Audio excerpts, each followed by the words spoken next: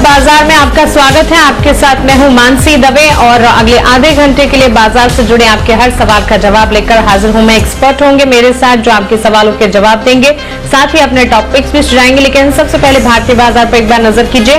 Bank Nifty करीब 53 अंकों की बढ़त दिखा रहा, 22,998 के लेवल्स पर यहाँ पर ट्रेड देखेंगे। निफ्टी में 67 अंकों की बढ़त के साथ 11,422 के लेवल्स। वहीं सेंसेक्स आज आउट परफॉर्म करते हुए 278 अंकों की तेजी दिखा रहा है, 38,695 के स्तर पर यहाँ पर ट्रेड होता हुआ। ऐसे में मिड कैप के गेनर्स लूजर्स एक एक करके देख लीजिए। मिड कैप के गेनिंग मोमेंटम पीएनबी हाउसिंग में देखने को मिल रहे हैं, करीब 4% की बढ़त। इन्फो एज नतीजों के ठीक बाद देखिए आज लगातार तेजी के साथ ये स्टॉक ट्रेड करते हुए 4.25% की बढ़त दिखा रहा है। एलएनटी इन्फोटेक में भी आप देखेंगे 3.25% की तेजी। LIC housing finance, GSPL, CSC, Jubilant food, endurance technologies, ये तमाम शेयर इसी सूची में शामिल है जहां पर बढ़त देखने को मिल रही है। लेकिन बिकवाली का दबाव कहां पर देख रहे हैं आप? 2% की गिरावट इक्का लैब्स में अब देखेंगे। वहीं सेल का स्टॉक देखिए करीब 2% की गिरावट यहां पर भी। MRPL, Emami, BEL, Tata chemicals, Amara Raja, Godrej properties जैसे तमाम शेयर्स इसी सूची में शामिल है जहां पर गिरावट के साथ आज के सत्र में ट्रेड देखने को मिल रहा है। सवाल जवाब का सिलसिला हम शुरू करने जा रहे हैं। सवाल पूछने का तरीका जैसे कि आप सब जानते हैं, आपके टीवी स्क्रीन पर हमारे टोल फ्री नंबर लगातार फ्लैश होंगे।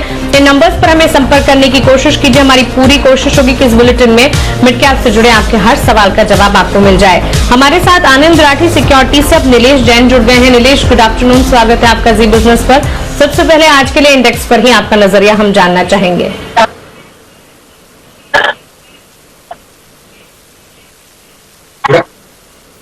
Good afternoon to you Mansi.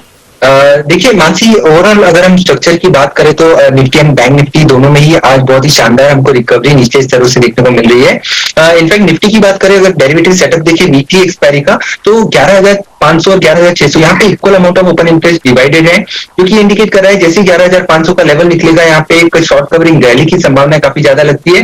वो निफ्टी को 11,600 तक भी ले जाने की संभावना उसके अंदर नजर आ रही है। उसके लिए 11,500 अहम लेवल है, वो पार करना जरूरी होगा। और डाउन साइड अगर हम देखें तो 11,300, 11,350 काफी मल्टीपल सपोर्ट्स हैं, काफी स्ट्रॉन्ग सपोर्ट है कंपेयर टू बैंक निफ्टी। अभी भी मेरा ये मानना है कि निफ्टी यहाँ से काफी स्ट्रॉन्ग लग रहा है। अगर बैंक निफ्टी का स्ट्रक्चर भी देखें तो 23,000 के आसपास घूम रहा है। इनफैक्ट पिछले 3 दिनों से लगातार अंडर परफॉर्म कर रहा है कंपेयर टू द निफ्टी। तो 23,000 का लेवल एक डिसाइसिव लेवल है, इसके ऊपर बैंक निफ्टी को डिसाइसिवली ब्रेकआउट देना होगा। जैसे ही 23,000 का लेवल पार होगा ऑन द हायर साइड 23,300 से 23,500 तक के लेवल हमको देखने को मिल सकते हैं। तो फिलहाल निफ्टी पे थोड़ा सा कंफर्ट ज्यादा बनता हुआ दिख रहा है। यहाँ पे इमीडिएटली 11,500 तक के लेवल हमको आते हुए देखने को मिल सकते हैं। वॉलेटिलिटी इंडेक्स भी देखें तो पिछले 2 से 3 ट्रेडिंग सेशन में लगभग 22 के आसपास ही ट्रेड होता हुआ नजर आ रहा है। यहाँ पे कोई बड़ा मूव नहीं दिख रहा है, दैट वो एक कंफर्ट दे रहा है ओवरऑल मार्केट को, that is a positive sign. Okay, तो क्लियरली ये राय फिलहाल इंडेक्स पर बनती हुई आपको दिखेगी। लेकिन हमारे तीनों सहयोगी हमारे साथ जुड़ गए हैं। कुशल गुप्ता हमें बताएंगे आईटी सेक्टर में तेजी क्यों जारी है, साथ ही देवांशी आश्रफ भी हमारे साथ जुड़ी है। कोरोना के टेस्ट की कीमतों में जो कटौती देखने को मिली उसका असर कहां पर देखने को मिलेगा बताएंगे। और साथ ही एविएशन सेक्टर में पॉजिटिव नेगेटिव यानी कि बुल वर्सेस बेयर के फैक्टर्स ट्रिगर्स जो हैं वो बताने के लिए आशीष हमारे साथ जुड़े हैं। थोड़ी ही देर में इन तीनों से एक एक करके विस्तार से तमाम इंपॉर्टेंट इंफॉर्मेशन पर जानकारी और रिसर्च लेंगे हम। लेकिन एक कॉलर हमारे साथ इस बीच जुड़ गए हैं, उनसे पहले बातचीत कर लेते हैं। हमारे साथ राजेश हिमाचल प्रदेश से जुड़े हैं। राजेश नमस्कार, सवाल पूछें। जी नमस्कार मैम, सभी को नमस्कार मैम। मेरा जो शेयर है वो है वोडाफोन आइडिया और मैंने 12 रुपए 60 पैसे के भाव पे 8,300 शेयर खरीदे हैं और प्रेजेंटली मैं उसको बेच नहीं पाया हूँ सुबह। तो मुझे काइंडली गाइड करें कि अभी क्या स्टेटस इसका रहेगा फर्दर 1-2 दिनों में। ओके, नीलेश, बड़ी मात्रा की खरीद है और अपने एंट्री लेवल्स जो है ये 12 रुपए और 7 पैसे बता रहे हैं, 70 पैसे बता रहे हैं। 11.60 के लेवल्स पर डे लो के पास ये स्टॉक ट्रेड कर रहा है। नुकसान तो फिलहाल है ही, लेकिन अब आगे क्या करना चाहिए? देखिए मानसी, काफी न्यूज में रहा है, काफी चर्चित काउंटर है, काफी वॉलेटिलिटी भी हम देख रहे हैं लगातार। यहाँ पे 8 रुपए से 12 रुपए 13 रुपए तक का मूव हमने देखा। उसके बाद कुछ दिनों से यहाँ पे थोड़ा बहुत कंसोलिडेशन हमको एक्सपेक्टेड है। गोइंग फॉरवर्ड यहाँ पे ऑन द डाउन साइड 10.5 का जो लेवल है वो काफी स्ट्रॉन्ग सपोर्ट है। तो हो सकता है यहाँ से 11 रुपए तक की गिरावट आपको देखने को मिल सकती है। बट ओवरऑल अगर मैं नजरिया लॉन्गर टर्म के हिसाब से देखें तो मेरे हिसाब से इनको बने रहना चाहिए, थोड़ा नजरिया इनको बढ़ाना होगा, 2 से 3 महीने का समय देना होगा। हो सकता है यहाँ पे 15 से 16 रुपए तक का भी लेवल हमको आने वाले समय में आते हुए देखने को मिल सकते हैं।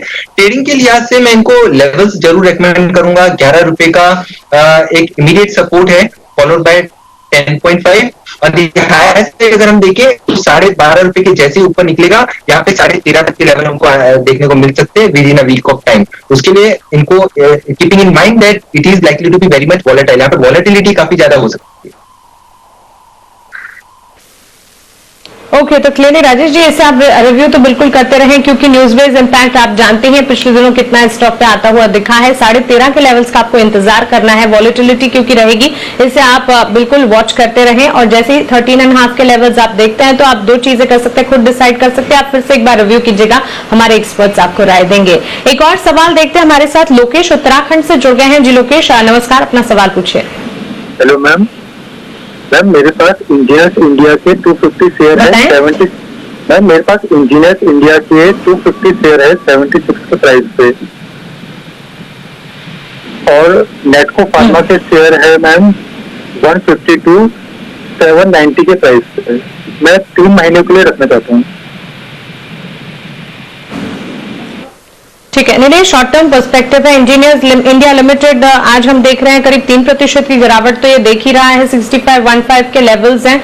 और इसके अलावा नेटको फार्मा अपने एंट्री लेवल 790 के बता रहे हैं। 2 से 3 महीने क्या इतना शॉर्ट टर्म पर्सपेक्टिव ठीक है, और अगर हाँ तो इनके लिए टारगेट स्टॉप लॉस क्या होंगे? वेल मानसी, अगर हम इंजीनियर्स इंडिया की बात करें तो यहाँ पे कुछ समय पहले एक डबल बॉटम पैटर्न बना था, वहां से एक रिकवरी भी हमको देखने को मिली थी। जो सपोर्ट था वो था 63 के लेवल के आसपास। 63 के लेवल का इनको स्टॉप लॉस मेंटेन करना होगा। जैसे ही लेवल निचले स्तरों पर ब्रेक होगा तो एक बड़ी गिरावट की संभावनाएं हो सकती है। हालांकि इनका नजरिया काफी बड़ा है, तो मेरे हिसाब से एक बार के लिए अपनी पोजीशन को होल्ड कर सकते हैं। एक पुल बैक अगर मिलता है टुवर्ड्स द लेवल्स ऑफ 70-75 तक का, तो एक बार के लिए यहाँ पे मुनाफा वसूली के बारे में सोचना चाहिए। ओवरऑल स्ट्रक्चर थोड़ा सा consolidation with slightly negative bias expected है। 63 का लेवल इनको ध्यान में रखना होगा। वही अगर नेटको फार्मा की बात करें तो overall compare to Engineers India काफी बेहतरीन चार्ट पैटर्न है। एक high top high bottom pattern बनते हुए हमको देखने को मिला था। फिलहाल इस काउंटर में एक थोड़ा सा कंसोलिडेशन देखने को मिल रहा है। 740 यहाँ पे एक बहुत ही अहम सपोर्ट है, काफी क्रूशियल सपोर्ट जोन है। जब तक ये लेवल ब्रेक नहीं होते हैं, यहाँ पे on the high side pull back expected है towards the levels of 850 to 900। 3 months के टाइम होराइजन से मेरा ये मानना है कि इनको नेटको फार्मा में तो बने रहना है। ठीक है, एग्जिस्टिंग पोजीशंस नेटको फार्मा में तो आपको इंटैक्ट रखनी है, ये राय फिलहाल आपके लिए। लेकिन साथ ही घरेलू आईटी सेक्टर की अगर बात करें, आज एक्शन देखने को मिल रहा है। क्या है तेजी के पीछे की वजह, विस्तार से समझते हैं कुशल गुप्ता से। जी कुशल, बताएं। बिल्कुल मानसी, देखिए इनफैक्ट ये लास्ट वीक से एक आईटी सेक्टर जो है काफी फोकस में रह चुका है, और यहाँ पर तेजी की जो वजह बन रही है, ये आगे आने वाला जो इनका आउटलुक है वो काफी ज्यादा स्ट्रांग लग रहा है। खासकर अगर आप देखें तो जिस हिसाब से इनकी रेवेन्यू पोटेंशियल है वो काफी स्ट्रांग बन सकती है। इनफैक्ट यहाँ पर जो डिमांड आउटलुक दिख रहा है, खासकर डिजिटल कॉन्ट्रैक्ट से, वहां पर सबसे अच्छी तेजी बनती हुई नजर आ सकती है। और वैल्यूएशन वाइज भी अगर आप देखें तो जो ग्लोबल आईटी कंपनियां हैं उसके मुकाबले ये 50% डिस्काउंट पर अभी भी ट्रेड कर रही है। इनफैक्ट काफी सारी घरेलू आईटी कंपनियों ने तो 20 से 25% तक का रिटर्न दे दिया है। वाईटीडी की अगर बात करें तो उसके बावजूद भी 50% जो है डिस्काउंट पर ये ट्रेड कर रही हैं। इनफैक्ट जो आउटसोर्सिंग की एक वेव है वो भी तीसरी बार सन 2000 में सबसे पहले आई थी, फिर 2008 में जो है सेकेंड आउटसोर्सिंग जो पोटेंशियल है इंडियन आईटी कंपनीज का वो सामने आता हुआ दिखा था। और अब कोविड-19 के बाद जो है कहीं ना कहीं ये अंदाजा लगाया जा रहा है कि जो बिग टिकट टेक्नोलॉजिकल रोल्स हैं वो कहीं ना कहीं इंडिया में शिफ्ट होते हुए नजर आ सकते हैं, जिस हिसाब से वेज डिफरेंशियल है। और अब जैसे कि हम देख रहे हैं कि कोविड के बाद वर्क फ्रॉम एनीवेयर एक नया नॉर्मल बन चुका है, उस वजह से काफी सारे जो रोल्स हैं ग्लोबली जो कहीं ना कहीं स्थित थे वो अब इंडिया में शिफ्ट होते हुए नजर आ सकते हैं। और इसका सीधा सीधा फायदा जो बड़ी टिकट वाली कंपनियां हैं जैसे कि टीसीएस और एचसीएल टेक जैसे, उनको काफी बड़ा फायदा होता हुआ नजर आएगा, क्योंकि अलग अलग स्पेक्ट्रम में इनका काफी अच्छा मार्केट शेयर है। और कहीं ना कहीं जो एग्जीक्यूशन पोटेंशियल है इन कंपनियों का वो काफी सिग्निफिकेंटली अच्छा है। इनफैक्ट अगर आप आईटी सेक्टर की परफॉर्मेंस देखेंगे तो वाईटीडी करीब 18% निफ्टी आईटी ने परफॉर्म किया है, पर निफ्टी जो है वो काफी अंडर परफॉर्म करता हुआ दिखा है। कंपेरेटिवली 6% की गिरावट जो है अभी तक उसने दर्ज की है। पर ऑन द फ्लिप साइड अगर आप इन सेक्टर में भी स्पेसिफिक कंपनियां देखेंगे तो वहां पर इंफोसिस जो है टॉप परफॉर्मर निकल कर आया है। अभी तक करीब 29% का रिटर्न इसने ऑलरेडी दे दिया है। और टीसीएस यहां पर आप नोट कीजिए आज भी अपने ऑल टाइम हाई पर है, 9% तक का ही केवल रिटर्न दिया है। तो काफी सिग्निफिकेंट अपसाइड आपको टीसीएस में देखने को मिल सकती है। ओके, तो क्लियरली आईटी सेक्टर के लिए वैल्यूएशंस है मजबूत और भरोसा है बिल्कुल कायम। लेकिन इसी के साथ एक और खबर है जो कि काफी इंपॉर्टेंट है। महाराष्ट्र में अब कोरोना के टेस्ट की कीमतें और घटा दी गई हैं। क्या है नए दाम और इससे किन शेयरों पर असर पड़ता दिखेगा, ये जान लेते हैं देवांशी आशर से। जी देवांशी बताएं।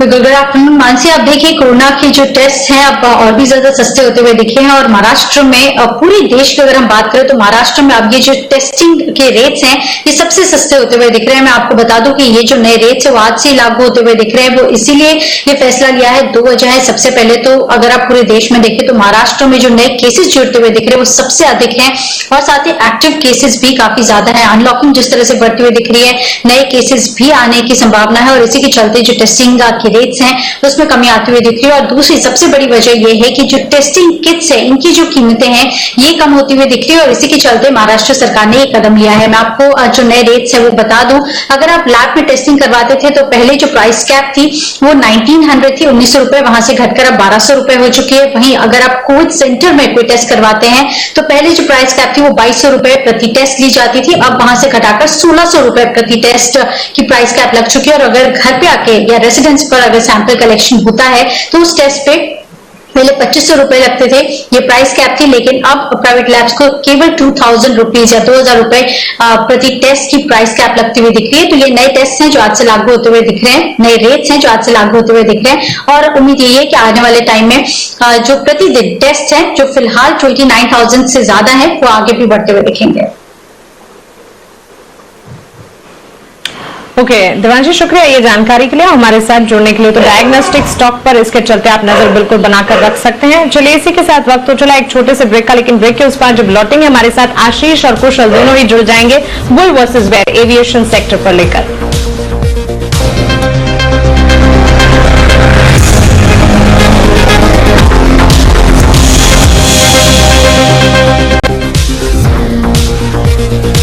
ब्रेक के बाद स्वागत है आपका। आप देख रहे हैं मिड कैप बाजार और अब एविएशन सेक्टर के पॉजिटिव्स और नेगेटिव समझ लेते हैं। अब अच्छे फैक्टर्स भी हैं, यानी कि बुलिश फैक्टर्स भी हैं और बेरिश फैक्टर्स भी एविएशन सेक्टर से जुड़े हुए आ रहे हैं। हमारे साथ कुशल और आशीष दोनों जुड़ गए हैं। जी बताएं मानसी, सबसे पहले जो तेजी के तर्क हैं यानी जो बुल के पॉइंट्स हैं उनसे शुरुआत करते हैं। और अगर आप अगस्त महीने के महीने दर महीने ट्रैफिक ग्रोथ के आंकड़े अगर आप देखें तो आपको 26% की बढ़त देखने को मिलेगी, जो कि अपने आप में काफी सिग्निफिकेंट इंप्रूवमेंट है। साथ ही अगर आप देखें तो सरकार ने 45% से अब 60% की क्षमता पर कामकाज की अनुमति दे दी है। इससे ये भी समझ में आ रहा है कि आगे भी जो ग्रोथ का ट्रेंड है बरकरार देखने को मिलेगा।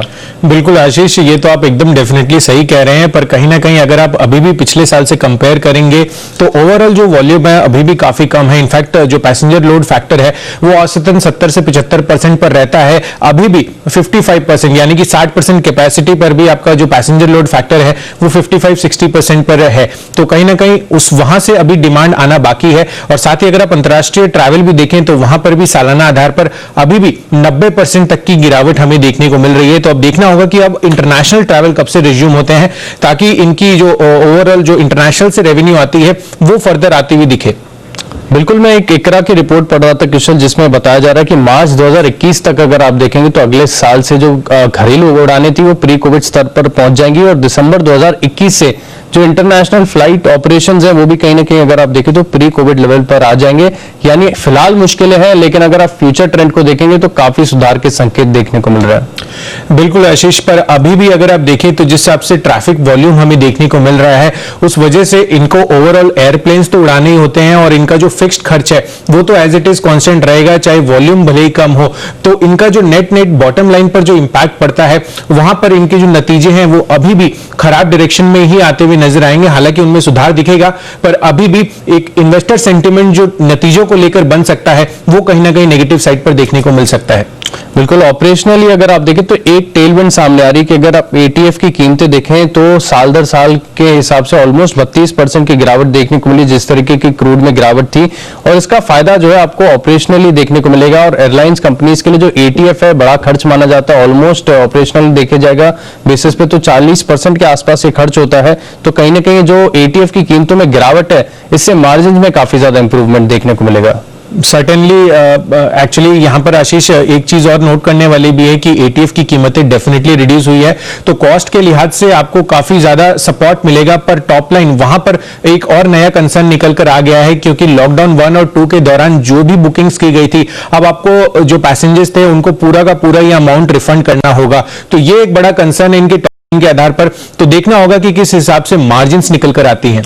चलिए, पॉइंटर्स तो आपके सामने, लेकिन ब्रोकरेज हाउसेस की जो राय है वो भी रख देता हूं। इंडिगो पर अगर आप देखें तो यहाँ पर मॉर्गन स्टैनली की एक बढ़िया रिपोर्ट है जहां पर ओवरवेट की रेटिंग को बरकरार रखा है 1640 रुपए के लक्ष्य के लिए। और मैं बता दूं कि स्पाइस जेट पर देखें तो मौजूदा भाव के हिसाब से किसी भी ब्रोकरेज हाउस की कवरेज नहीं है जो ऊंचे के लक्ष्य दे रहे हो या खरीदारी की राय दे रहे हो। कुशल आपको बताएंगे कि जो बिल्कुल आशीष, इनफैक्ट यहाँ तो बुल वर्सेस बियर का तर्क भी ये सामने सामने दिख रहा है हमें। एक जन 1640 के लक्ष्य दे रहा है और वहीं जेपी मॉर्गन को आप देखें तो ऑलमोस्ट 1300 के लेवल्स पर इंडिगो ट्रेड कर रहा है। अभी भी वो 900 रुपए पर अपना जो न्यूट्रल रेटिंग है उन्होंने बरकरार रखी हुई है। और खासकर अगर आप स्पाइस जेट भी देखें तो वहां पर भी जो है गोल्डमैन सैक्स ने बिकवाली की राय दी है और 40 रुपए के टारगेट्स वो सुझा रहे हैं। तो कहीं ना कहीं ये जो दो ब्रोकरेज हाउसेज है ये तो क्लियरली बेयरिश दिख रहे हैं एविएशन स्पेस पर।